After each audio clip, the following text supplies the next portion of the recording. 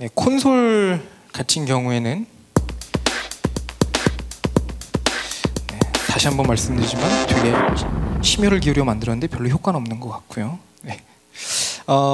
그 콘솔에서 가장 중요하게 생각하실 부분은 콘솔은 심장이다라는 것만 포인트를 먼저 잡아 놓으시면 좋을 것 같습니다.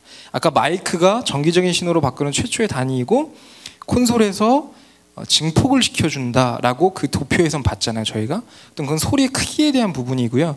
콘솔은 모든 시그널 잊지 않으셨죠? 저희 정기적인 신호 기준으로 얘기한다고 그랬죠. 시그널이 들어왔다 나가는 모든 심장이라고 생각을 하시면 됩니다.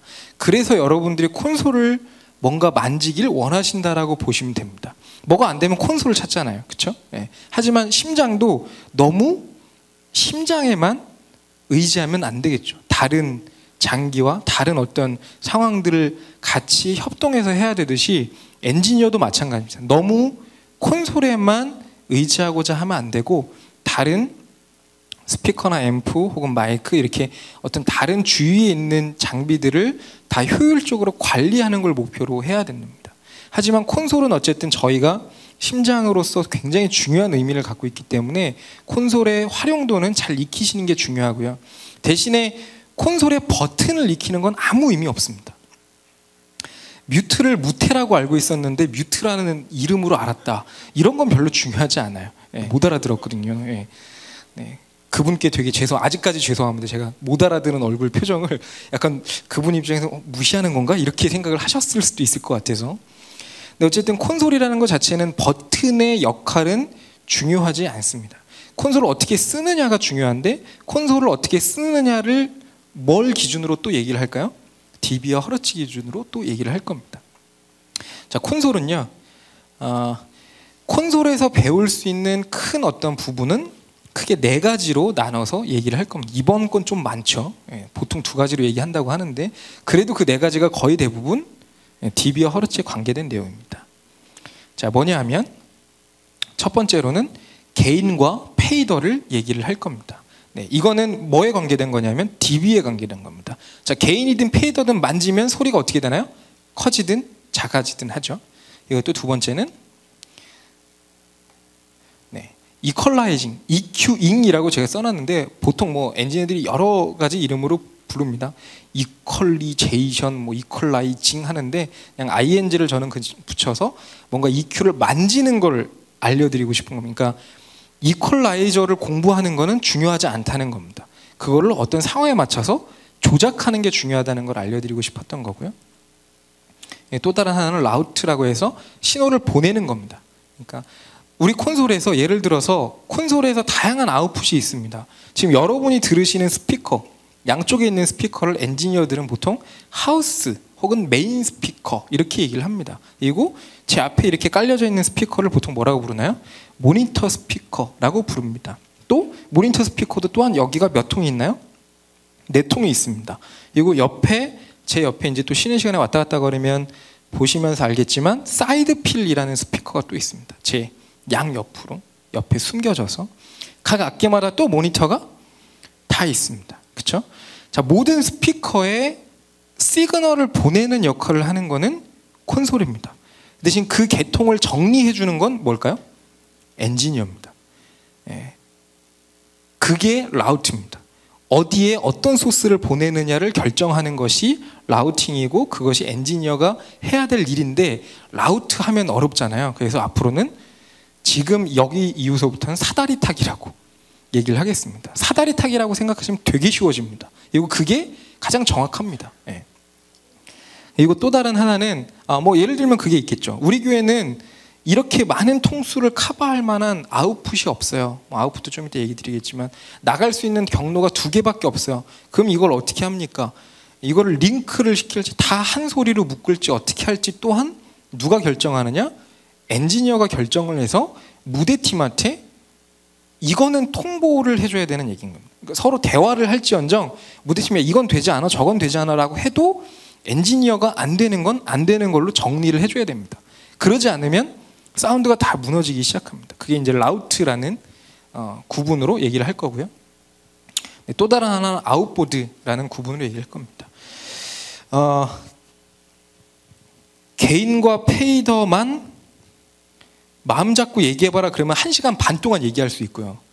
1시간 반 동안 얘기해도 못 알아듣게 얘기할 수 있어요. 서로가 공유가 안 되게. 그리고 아웃보드는 2박 3일을 할 수도 있습니다. 네, 이거는 정말 이 시간 2박 3일을 할 수도 있을 만큼 광대한 분량이에요. 근데 오늘은 짧게 짚고 넘어가겠지만 어쨌든 뭘로 생각을 하자고요?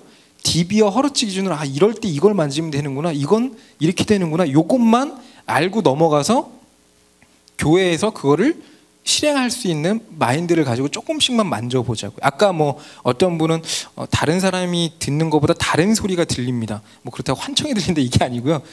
저는 저음이라고 얘기하는데 저음과 함께 고음도 들립니다. 오히려 귀가 더 좋으신 분일 수도 있어요. 소리는 수음만 저음 소리만 있지 않아요. 고음도 같이 이렇게 배음처럼 들립니다. 근데 그게 더 잘 들리실 수도 있고요. 어떤 분은 구분이 잘 안 됩니다라고 하실 수도 있는데 그거는 전혀 걱정 안 하셔도 됩니다.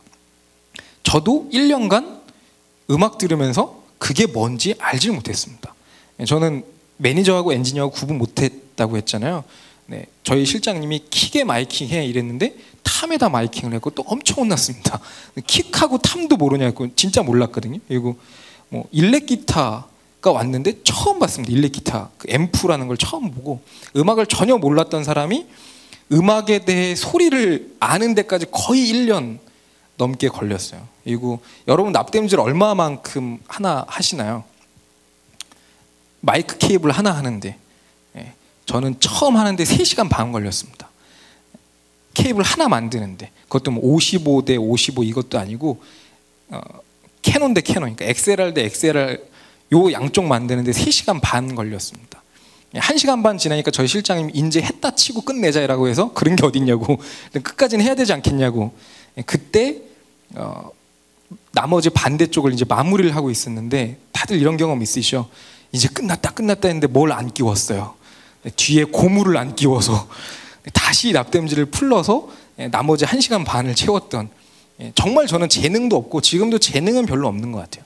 재능은 없는데 노력하는 것? 노력도 사실 별로 많이 안 하는 것 같습니다. 대신에 꿈은 가집니다. 내가 요만큼 하면 이렇게 되겠지 이런 꿈은 가지거든요. 그러니까 귀가 조금 안 들린다고 해서 별로 그거는 귀에 장애가 있는 게 아닙니다. 장애가 있는 게 아니라 아직 익숙하지 않으신 겁니다. 이 기준에 대해서. 그러니까 오늘의 강의 이 콘솔에서도 다 어떻게 만지는지 자 킥은 어떻게 하면 소리가 단단해집니까? 알려드릴 수도 있겠죠. 근데 알려드린다고 해도 여러분은 소용이 없을 겁니다. 왜냐? 오늘 드러머만큼 여러분의 교회에서 드럼을 잘 치는 분이 별로 없을 거니까. 네, 오늘 드럼을 되게 잘 치시는 분이 뭐 악기 파트 다 하나하나 제 밴드 리스트를 받고 되게 깜짝 놀랐어요. 진짜 하신대요 이분이? 네, 이렇게 얘기를 할 정도로 다 너무나 잘하시는 분들이세요. 그래서 오늘 제가 만진 이퀄라이징을 막 다 그려놓고 가도 그거를 교회에서 똑같이 적용을 해도 역시 걔네는 사기였어라고 얘기할 수밖에 없을 거예요. 예. 뭔가 다른 장치가 있을 거야. 예. 또 다른 하나는 부탁드리고 싶은 건 교회에서 화이트로 제발 찍어놓지 마시길 바랍니다. 믹서에다가 이걸 찍어놓고 절대 이건 건드리면 안 돼. 그리고 뭐 그래픽 이퀄라이저라고 하는 장비 아웃보드 때 말씀드리겠지만 어떤 시공업체에서 그래픽 이퀄라이저를 튜닝을 하고 딱 가면 장로님이 오셔서 자물쇠를 채우시는 경우에도 봤습니다. 예, 그래서 이거를 건드리는 건 순종하지 못하는 거다 뭐 이런 뜻으로 그런 분도 있는데 근데 그거는 건드리지 말고 저보고 톤을 잡으랍니다. 그럼 저는 못 잡아요. 저는 그럴 능력이 없습니다. 그러니까 그렇게 모든 상황에 적용되는 이퀄라이저 형태든 개인이든 이런 건 없습니다. 이거는 담임 목사님 채널이니까 절대 건드리지 마. 물론 담임 목사님 채널이 맞죠. 근데 담임 목사님이 컨디션이 무슨 뭐 로봇도 아니고 매번 똑같을 수 없지 않습니까? 안 좋으실 땐 여러분 컨디션 안 좋으시면 얘기하는 거 쉬워요? 안 쉽잖아요. 그럼 얘기하는 게 어렵잖아요. 그러면 당연히 소리가 어떻게 돼요? 음원 소리가 약한 거죠. 그럼 약하면 똑같은 개인값이라도 소리가 작죠. 그럼 밑에서 예배자들은 여러분을 신뢰하지 못한다면 무슨 얘기를 할까요? 뭐 건드렸냐? 이 얘기부터 나올 겁니다. 도대체 뭘 건드렸는데 예전이랑 소리가 틀려졌냐? 제일 억울할 때가 그때죠. 아무것도 안 건드렸는데 건드렸다고 욕먹을 때. 예. 저도 이해합니다. 제일 황당할 때가 무대에서 야 뭐 좀 바꿔줘라고 되게 짜증스럽게 얘기하다가 제가 뭘 바꾸려고 손을 올리고 있는데 좋아졌어 이럴 때 속으로 뭐야 뭐가 좋아졌다는 거야 이러면서 제일 황당할 때 두 군데 경우죠. 근데 그 모든 경우가 픽스가 아니기 때문입니다. 그러니까 여러분한테 킥은 이렇게 이퀄라이징 하세요 알려드릴 수도 있어요. 근데 그렇다고 바뀌는 건 많이 없다라는 겁니다. 대신에 만지는 원리를 조금이라도 이해하시고 어떻게 만질까를 고민하시다 보면 훨씬 더 사운드가 발전될 거다라고 얘기를 드리는 겁니다. 그래서 콘솔에서는 막상 콘솔의 기능, 믹서의 기능을 많이 알려드리진 않을 겁니다. 이 네 가지의 그 만지는 방법에 대해서 좀 알려드릴 생각입니다.